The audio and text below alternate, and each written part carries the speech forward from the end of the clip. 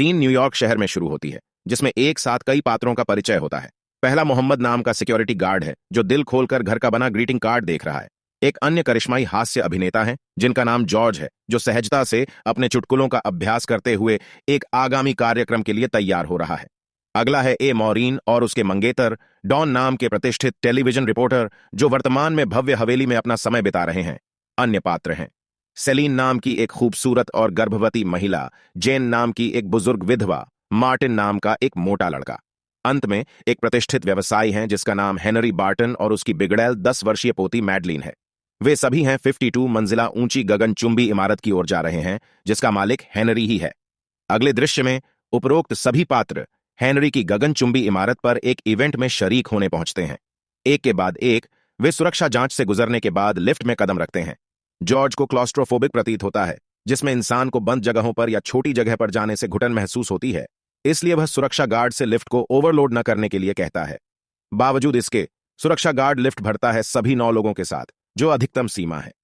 जैसे ही लिफ्ट ऊपर चढ़ती है, जॉर्ज बेचैन हो जाता है। उसका ध्यान ऊपरी मंजिल के अंकों पर केंद्रित रहता है। मार्टिन उसे सांत्वना देने की कोशिश करता है। उनका कहना है कि वह 6 साल से लिफ्ट का इस्तेमाल कर रहे हैं और इससे कभी कोई परेशानी नहीं हुई। मजे मजे में जॉर्ज को परेशान करने के लिए शरारती मैडलिन आपातकाल स्टॉप बटन दबा देती है, जिससे लिफ्ट अचानक रुक गई। परिणाम स्वरूप जॉर्ज अपना आपा खो देता है और मैडलिन को डांटना शुरू कर देता है। हालांकि हेनरी ने अपनी पोती का बचाव करते हुए कहा कि यह एक दुर्घटना थी, लेकिन जॉर्ज जानता है कि उसने ऐसा एक उद्देश्य के लिए किया था। सौभाग्य से इससे पहले कि स्थिति खत्म हो जाए, मोहम्मद सभी को शांत करने में सफल होता है। फिर वह हेनरी को रीस्टार्ट बटन दबाने की सलाह देता है, जो कि वह करता भी है। हालांकि सभी को तब आश्चर्य हुआ जब लिफ्ट नहीं चलती है। घबराया हुआ हेनरी लॉबी फ्लोर के लिए बटन दबाता है, लेकिन लिफ्ट थोड़ी सी पीछे खिसकती है, फिर बीच में ही रुक जाती है। इससे जॉर्ज का क्लॉस्ट्रोफोबिया पूरी तरह से घबराहट में बदल जाता है, इसलिए वह मैडलिन पर जोर जोर से चिल्लाने और अपशब्दों का प्रयोग करने लगता है। इससे हेनरी क्रोधित हो जाता है और जॉर्ज को उसके आगामी हास्य कलाकार के रोल से निष्कासित कर देता है। हालांकि जॉर्ज पर इसका कोई प्रभाव नहीं पड़ता, क्योंकि फिलहाल वह अभी लिफ्ट से बाहर निकलना चाहता है। जब लिफ्ट नहीं चलती है तो हेनरी इंटरकॉम बटन दबाता है और सुरक्षा टीम को इसके बारे में सचेत करता है। वहीं समस्या जानने के बाद सिक्योरिटी टीम का कहना है कि वह एक मेंटेनेंस टीम को भेज रहा है। जैसे जैसे वे सहायता की प्रतीक्षा करते हैं, वे एक दूसरे से बात करना शुरू कर देता है, जिससे एक दूसरे को ऑल इज वेल की दिलासा और हौसला को बढ़ावा मिलता है। उनके बीच हेनरी का कहना है कि वह अपने पद से रिटायर होकर अब से शांतिपूर्ण जीवन जीने वाले हैं। वह बस जल्द से जल्द एक योग्य उत्तराधिकारी ढूंढना चाहते हैं। थोड़ी देर के बाद गर्भवती महिला सेलीन को शौचालय का उपयोग करने की तत्काल आवश्यकता महसूस होती है। जब एक हद के बाद रोक कर रखना संभव नहीं रह गया, तब वह अपने बैग को तात्कालिक शौचालय के रूप में उपयोग करने का निर्णय लेती है। बाकी लोग दूर हो जाते हैं, जबकि मार्टिन गोपनीयता सुनिश्चित करने के लिए उदारतापूर्वक अपने कोट का उपयोग करता है। इसके बीच में मैडलिन देखती है और अभद्र टिप्पणी करती है, लेकिन उसके दादाजी उसे चुप करा देते हैं।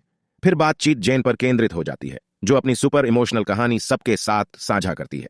उसने खुलासा किया कि उसके बेटे की पिछले साल इराक में मृत्यु हो गई और उसके पति ने अकल्पनीय अपराध किया, भारी आर्थिक नुकसान झेलने के बाद। उन्होंने वास्तव में हेनरी की कंपनी से कुछ शेयर खरीदे थे, लेकिन कुछ ही हफ्तों में मूल्य में तेजी से गिरावट आई। जेन रोते हुए कहती है कि वह और उनके पति ने अपनी रिटायरमेंट के दिनों का आनंद लेने के लिए एक नाव खरीदने की योजना बनाई थी, लेकिन उनका सपना कभी पूरा नहीं हुआ। वह अपना गुस्सा हेनरी पर प्रकट करती है और इनडायरेक्टली अपने नुकसान के लिए उस पर आरोप लगाती है। जवाब में हेनरी का कहना है कि जीवन कभी कभी अनप्रेडिक्टेबल हो सकता है, इसलिए हर दिन को आखिरी की तरह जीना सबसे अच्छा है। वह फिर पूछता है कि जेन अब यहां क्यों है। इससे पहले कि वह उसके सवाल का जवाब दे पाती, जेन अचानक सांस लेने के लिए संघर्ष करना शुरू कर देती है। ऐसा प्रतीत होता है कि उसे दिल का दौरा पड़ गया है। वह धीरे धीरे फर्श पर गिरती है और अपनी अंतिम सांस में वह बताती है कि उसके पास एक बम है जो अपने पति के लिए प्रतिशोध लेने के लिए लेके आई है। यह जानने के बाद सभी में दहशत फैल जाती है। मार्टिन तुरंत 911 पर कॉल करता है और उन्हें मौजूदा स्थिति के बारे में सूचित करता है। कुछ समय बाद ही जेन का निधन हो गया और मोहम्मद, जो कभी एक चिकित्सक के रूप में काम करता था, उसकी मृत्यु की पुष्टि करता है। इसके बाद रिपोर्टर मॉरीन अपने फोन का उपयोग करके घटनाओं का फिल्मांकन और लाइव स्ट्रीमिंग शुरू कर देती है, जबकि हेनरी एक बार फिर एलिवेटर रेडियो के माध्यम से सुरक्षा से संपर्क करता है, लेकिन उससे रूडली कहा गया कि धैर्य रखें। इन सब के बीच लिफ्ट में फंसे हुए लोग बहस पर उतर आते हैं कि बम की उपस्थिति की जांच करने के लिए, जेन के शरीर का निरीक्षण करने के लिए किसे एक को आगे बढ़ना चाहिए। थोड़ी देर बहस करने के बाद सेलीन इस कार्य के लिए स्वयं आगे बढ़ती है। सबसे पहले वह सावधानी से जेन के बैग की जांच करती है, लेकिन उसे बटुए के अलावा कुछ नहीं मिला, जिससे उन सभी ने राहत की सांस ली। हालांकि उन्हें उसके पर्स से एक न्यूज़पेपर क्लिप मिली जिसमें उसके पति की मृत्यु के बारे में जानकारी थी। सेलिन फिर जेन के शरीर की जांच करने के लिए आगे बढ़ती है और इस बार उसे उसके पेट में कुछ मिलता है। कपड़े खोलने पर उसे पता चला कि बम उसकी कमर के चारों ओर एक बाइक लॉक के माध्यम से छिपा हुआ है। यह रहस्य उद्घाटन हर किसी को डरा देता है और वे थोड़ी देर के लिए चुप हो जाते हैं। इस बीच रिपोर्टर मॉरिन, जिसने सब कुछ रिकॉर्ड कर लिया है, फुटेज को अपने टेलीविजन स्टेशन पर ट्रांसफर कर देती है। हालांकि काफी समय बीत चुका होता है और कोई भी सहायता नहीं आने के बाद लिफ्ट में फंसा हुआ समूह कोशिश करता है कि कोई दूसरा ओन ऑप्शन खोजें। डॉन ने पहल की। वह छत पर चढ़ जाता है और भागने की उम्मीद में एक पैनल को तोड़ने का प्रयास करता है, लेकिन उन सभी की किस्मत इतनी ब्राइट नहीं थी और असफलता ही हाथ लगती है। तमाम असफल कोशिशों के बाद सेलिन ने खुद को शांत करने के लिए सिगरेट जलाई, लेकिन डॉन ने उसे धूम्रपान करने से रोक दिया, अपने अजन्मे बच्चे को संभावित नुकसान का हवाला देते हुए। तब सेलिन गुस्से से भरकर रिएक्ट करती है, यह पूछते हुए कि क्या वह अब एक जिम्मेदार पिता बनना चाहता है। यह वाकया मॉरिन का ध्यान आकर्षित करता है और उसे शक है कि उसके मंगेतर का उस महिला के साथ अफेयर था। जब वह डॉन से इसके बारे में पूछती है, वह झिझकते हुए बताता है कि उसका और सेलिन का वास्तव में अतीत में प्रेम प्रसंग चल रहा था। इससे ज्यादा और क्या, वह सेलिन के अजन्मे बच्चे का पिता होने की संभावना को भी स्वीकार करता है। यह चौंकाने वाला कबूलनामा मॉरिन को भावनात्मक उथल पुथल की स्थिति में छोड़ देता है। बाहरी दुनिया में मॉरिन द्वारा रिकॉर्ड किए गए वीडियो फुटेज से कहानी का पता चलता है, जिसे पूरे देश में ब्रेकिंग न्यूज के रूप में प्रसारित किया जाता है। बम बनाने वाला, जेन के लिए विस्फोटक उपकरण बनाने के लिए जो जिम्मेदार है, वह भी न्यूज देखता है। हालांकि इसके बाद वह काफी चिंतित और दोषी नजर आता है। इस बीच फंसा हुआ समूह यह दरवाजे को किसी भी तरीके से खोलने के लिए जोरदार प्रहार दरवाजे पर करते हैं। ऐसा करने पर उन्हें ऊपर एक छोटा सा खुला भाग दिखाई देता है, जिससे डॉन बाहर निकलने का प्रयास करता है। हालांकि उसका प्रयास व्यर्थ हो जाता है क्योंकि छेद बहुत छोटा है। इसके बाद वह जेन की छड़ी का उपयोग करता है और लिफ्ट के बाहर के बटन पर पहुंचने की उम्मीद में अपना हाथ पूरी तरह फैलाता है और वह पहुंचने भी वाला है। लेकिन उसी समय मेडलिन तेजी से अंदर से कंट्रोल पैनल के कई बटन दबाती है और परिणाम के रूप में लिफ्ट के ब्रेक खराब हो गए, जिससे लिफ्ट कई मंजिलों तक नीचे गिर गई। इस घनघोर घटना से डॉन का हाथ कट जाता है और केबिन में पूरी तरह से अंधेरा हो जाता है। लाइट आने पर एक भयानक दृश्य स्पष्ट हो जाता है। डॉन का हाथ कट गया है और हेनरी के माथे पर गहरा घाव हो गया है। तेजी से प्रतिक्रिया करते हुए मोहम्मद डॉन की कटी हुई बांह से खून की कमी को धीमा करने के लिए अस्थायी इलाज के रूप में एक नेकटाई रखता है। अन्यत्र जिस व्यक्ति ने बम बनाया था, वह 8 लोगों की जान को खतरे में डालने के अपराध बोध से दबा हुआ है, इसलिए वह अपने गलत कामों को कबूल करने के लिए मीडिया पत्रकारों के पास पहुंचता है। प्रेस द्वारा पूछे जाने पर वह जेन के लिए बम बनाने के पीछे की अपनी प्रेरणाओं के बारे में बताता है। वह एक गहरा खुलासा करता है, यह बताते हुए कि जेन का मृत बेटा उसका करीबी दोस्त था, इसलिए उन्हें अपने परिवार के प्रति कृतज्ञता की भावना महसूस हुई। इसके अलावा उन्होंने खुलासा किया कि बम में अत्यधिक घातक विस्फोटक घटक और अनुमान है कि यह अगले 10 मिनट के भीतर विस्फोट करने के लिए तैयार है। फंसा हुआ समूह देखता है, यह स्वीकारोक्ति मार्टिन के मोबाइल फोन पर सामने आती है और जीने की उम्मीद खोने लगती है। हालांकि जॉर्ज इस संभावना पर विचार करते हुए एक बार और दरवाजा खोलने का सुझाव देता है कि हाल ही में लिफ्ट की गतिविधि ने दरवाजे के बाहर एक खुला स्थान बना दिया होगा। समूह एकजुट प्रयास से वे दरवाजा खोलने में कामयाब हो जाते हैं, लेकिन उन्हें निराशा होती है क्योंकि उन्हें इससे आगे कोई रास्ता नहीं मिलता। लेकिन जॉर्ज अभी भी हार मानने को तैयार नहीं है, इसलिए वह लिफ्ट को दोबारा खोलने के बारे में सोचता है।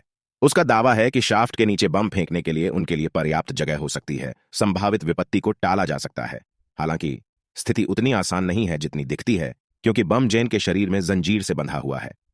जॉर्ज फिर पूछता है कि क्या किसी के पास कोई तेज चीज है, जिस पर मोहम्मद ने उसे एक छोटा चाकू दिया। चूंकि धातु की चेन को काटा नहीं जा सकता, वह सुझाव देता है कि जेन के शरीर को टुकड़े टुकड़े करके उसे बम से अलग कर दिया जा सकता है। इसे अपना आखिरी सहारा मानते हुए हर कोई ऐसा करने के लिए सहमत है। हालांकि जब कार्रवाई करने का समय आता है तो जॉर्ज हिम्मत नहीं जुटा पाता।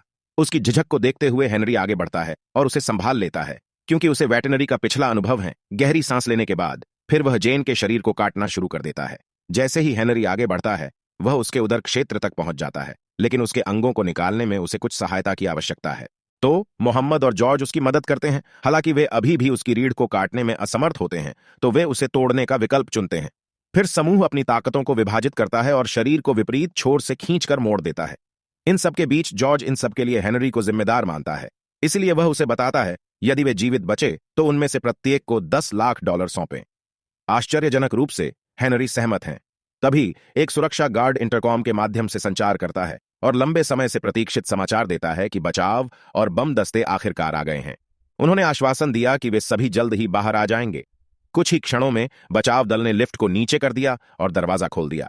फंसे हुए समूह को निकालने के लिए एक संकीर्ण मार्ग बनाया गया। फिर वे सभी को एक एक करके ऊपर खींचना शुरू कर देते हैं। अब केवल मार्टिन ही बचा है। वह जानता है कि छेद इतना बड़ा नहीं है कि वह फिट हो सके। दूसरी ओर जॉर्ज हताश होकर बचाव सदस्यों को लिफ्ट को नीचे करने का आदेश देता है। हालांकि चूंकि घड़ी में कुछ ही मिनट बचे हैं, उन्होंने अनिच्छा से लिफ्ट का दरवाजा बंद कर दिया, जिससे मार्टिन जेन की लाश के साथ अंदर फंस गया। वह यह जानते हुए भी कि उसकी मृत्यु निकट है, लगातार चिल्लाता रहता है, लेकिन अपने अंतिम क्षणों में वह पुनः होपफुल हो जाता है। उसको एहसास होता है कि वह हीरो है, क्योंकि उसने हर किसी को जीवित रहने में मदद की। इस एहसास के साथ वह अपरिहार्य की प्रतीक्षा करता है और बम कुछ ही सेकंड में फट जाता है। इस दुखद घटना के बाद डॉन को तत्काल अस्पताल ले जाया गया, जबकि जॉर्ज और मोहम्मद एक साथ बैठे हैं। उनके भावों में कुछ खोया और कुछ पाया मिश्रण झलक रहा है। जैसे ही हेनरी वहां से गुजरता है, जॉर्ज उसे प्रत्येक जीवित बचे व्यक्ति के लिए $1 मिलियन देने की प्रतिज्ञा की याद दिलाता है, लेकिन बाद वाला इसे टाल देता है। जॉर्ज और मोहम्मद फिर एक संक्षिप्त बातचीत साझा करते हैं, आगे के जीवन की अनिश्चित राह पर विचार करते हुए। कुछ ही समय बाद एक समाचार रिपोर्टर जॉर्ज के पास आता है और उससे सवाल करता है कि वह इस तरह कैसे रहने में कामयाब रहा। जॉर्ज ने यह कहते हुए सच्चाई को छुपाना चुना कि उसे इसमें शामिल सभी लोगों की भलाई के लिए किया है। कुछ क्षण बाद उसे अपनी पत्नी का फोन आता है, जिसे इस पूरी घटना के बारे में कोई जानकारी नहीं है। उसने उसे घर जाते समय किराने का सामान लेने की याद दिलाई। जॉर्ज भी उसे कुछ नहीं बताता और सामान लाने के लिए हामी भरता है। Want more movie moments? Just hit that follow and subscribe button. That way you're all set to catch every scene as soon as it drops. Don't miss out!